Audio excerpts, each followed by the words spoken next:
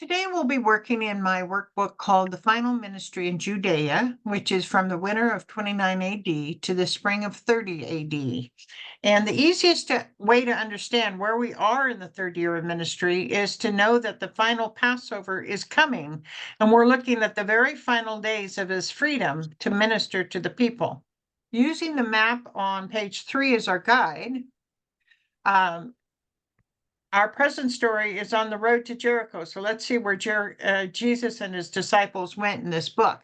So we started in Jerusalem with the dispute over deity, where the feast of dedication of Hanukkah was going on. Then we went to Bethabara, where he stayed for a little while until he heard that Lazarus died. Then he goes to Bethany, where Mary, Martha, and Lazarus live, and raised Lazarus from the dead there. And then on the road to Jericho is where we're going to be right now. So we'll move to there. So,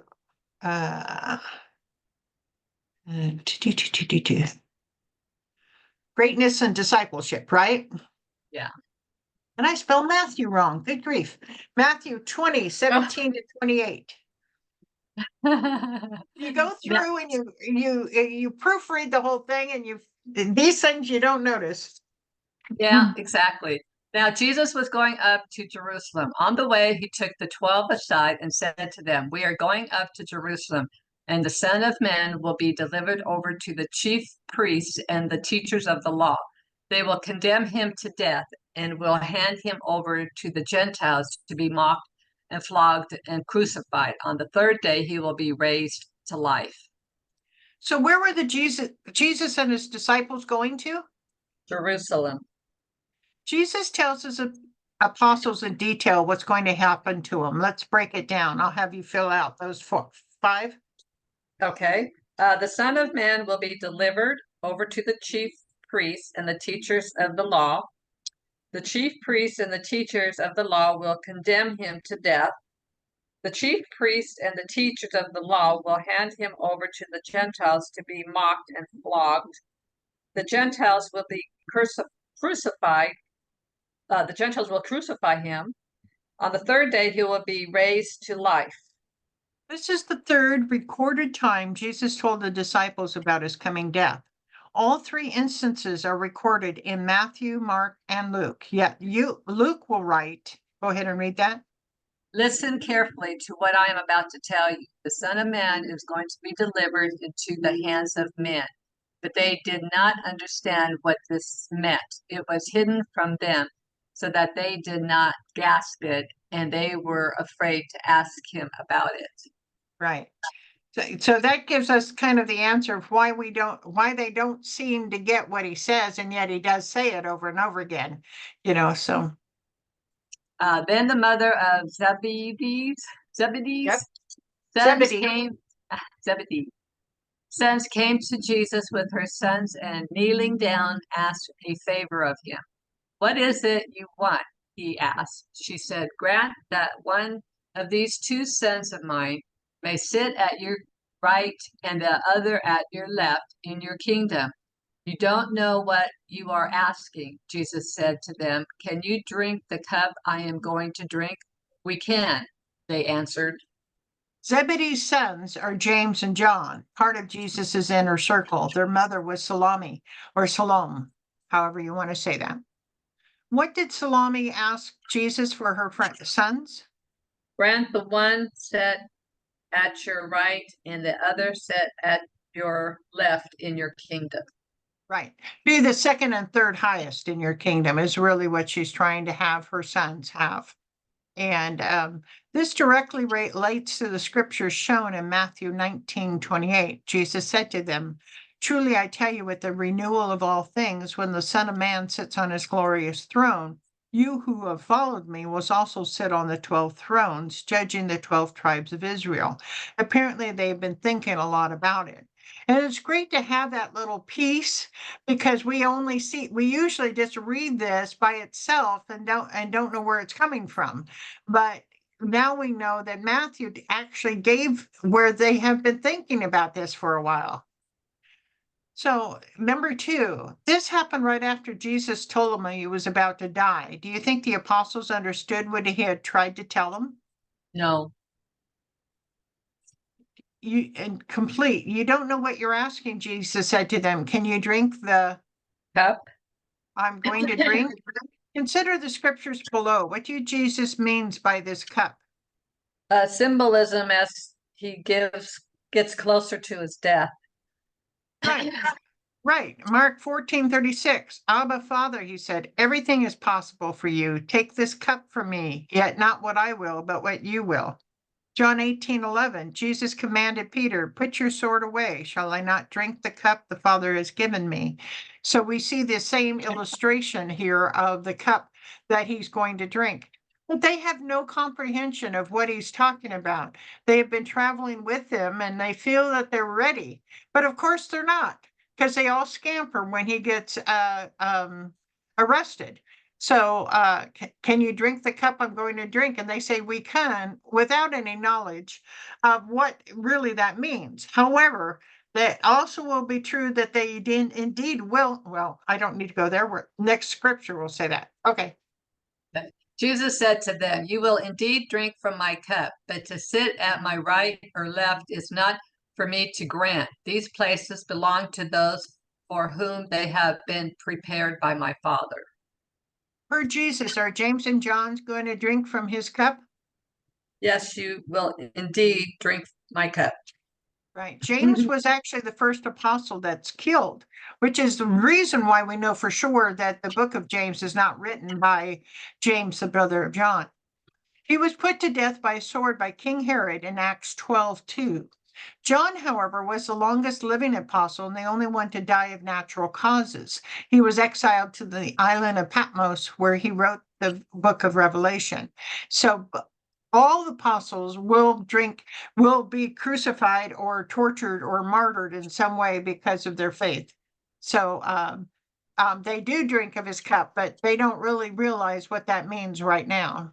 Because I don't think they could handle it right now. They would have to have the Pentecost in order to have the power of the Holy Spirit and actually see Jesus rise from the dead to be able to be convincing, even when they're being tortured, that they will not change their mind.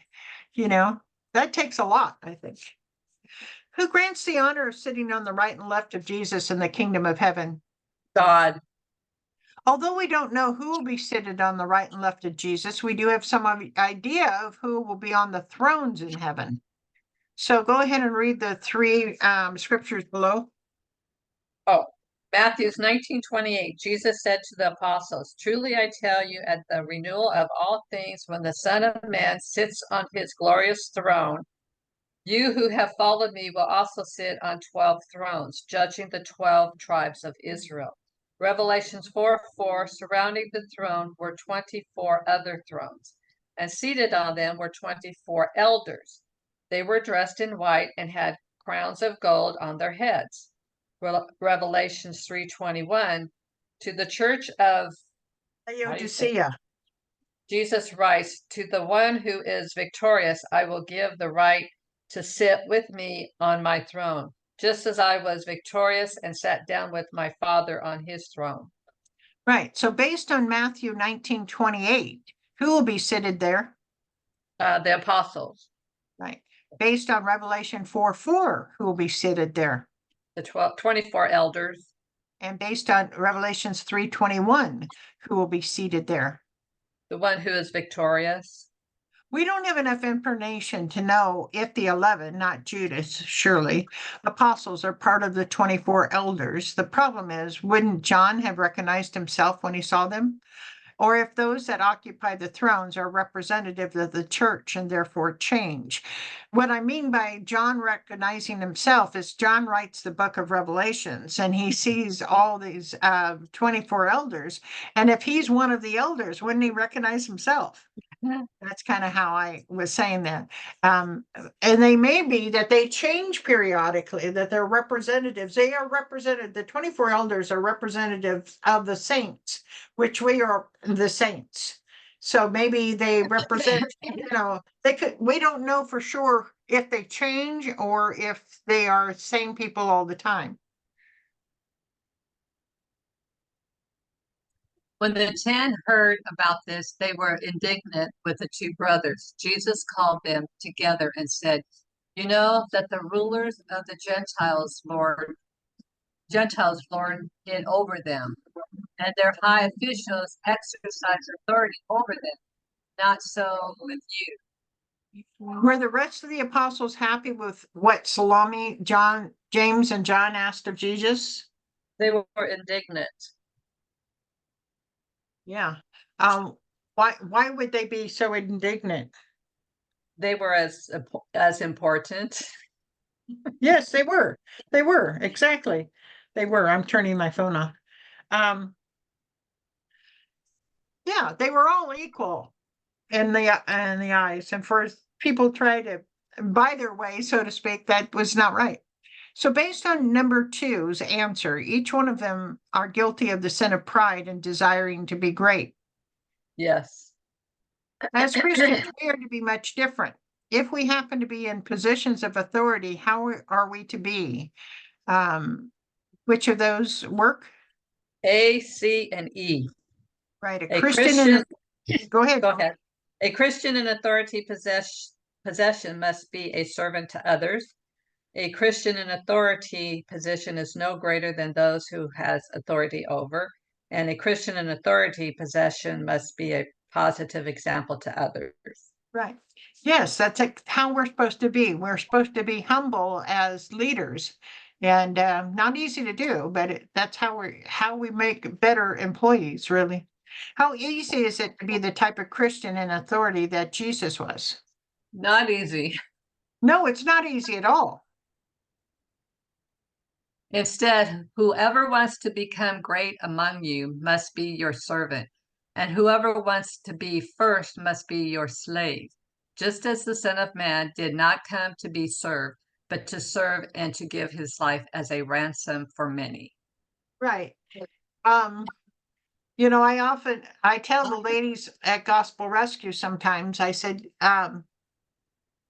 Jesus picked 12 apostles and they were all men.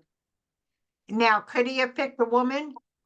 Yes, he was radical enough in that time frame that he could have picked a woman and got through with it, because technically, in all ways, women and men were equal.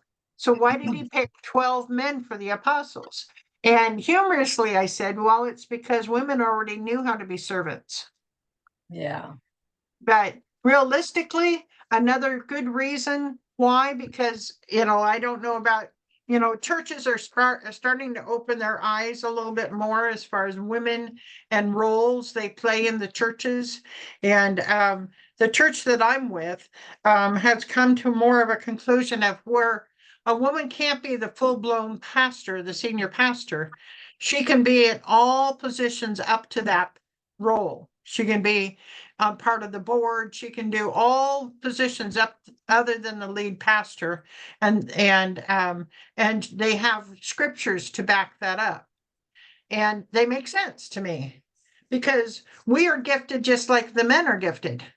But but the reason why I come to the conclusion as to why he picked 12 men to be apostles is that each one of those became a leader of a church. And if we agree that the leaders have to be men, that's why they were all men. He had a lot of women that followed him. And of course, there are many things that he did in that time that were revolutionary. He taught the women you normally weren't taught. They were sitting, listening to him, like Mary was at his feet, listening, just like the men were. And that was okay with him. There were so many things that he did revolutionary wise, as far as women were concerned, that we really shouldn't consider the fact that he picked 12 men as biased, as if the men were more important than women. It's the role we play. Yeah. That's my little speech for today. So, what is James and John's father's name? Zebedee. And number 6, the Son of Man came to be a Ransom. for many. Number 7, the remaining 10 disciples were Indignant. with the 2 brothers. Number 8, they will hand over the Son of Man to the Gentiles to be mocked and flogged and Crucified. one down. What is James and John's mother's name? Salami. Salami. Yeah, salam or salami. Salome. Mhm.